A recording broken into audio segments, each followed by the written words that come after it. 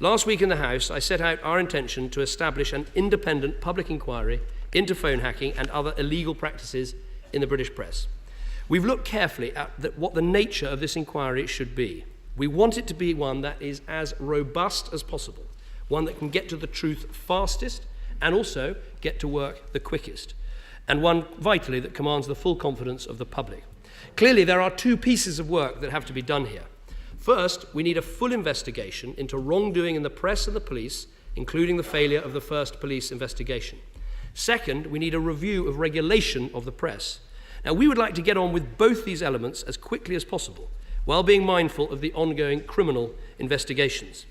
So after listening carefully, we've decided the best way to proceed is with one inquiry, but in two parts. I can tell the House that this inquiry will be led by one of the most senior judges in our country, Lord Justice Leveson. He will report to both the Home Secretary and the Secretary for Culture, Media and Sport. The inquiry will be established under the 2005 Inquiries Act, which means it will have the power to summon witnesses, including newspaper reporters, management, proprietors, policemen, and politicians of all parties, to give evidence under oath and in public. Proprietors was included in that list.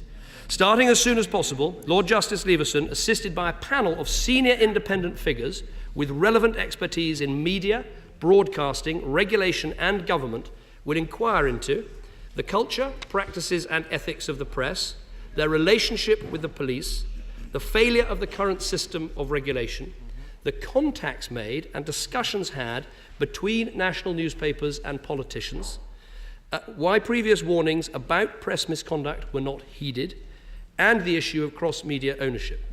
He will make recommendations for a new, more effective way of regulating the press, one that supports their freedom, plurality, and independence from government, but which also demands the highest ethical and professional standards. He will also make recommendations about the future conduct of relations between politicians and the press. This part of the inquiry, we hope, will report within 12 months. The second part of the inquiry will examine the extent of unlawful or improper conduct at the News of the World and other newspapers, and the way in which management failures may have allowed this to happen.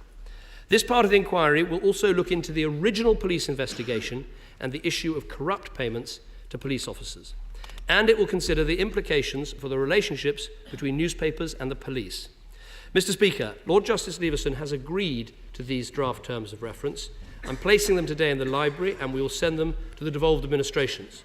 No one should be in any doubt of our intention to get to the bottom of the truth and learn the lessons for the future.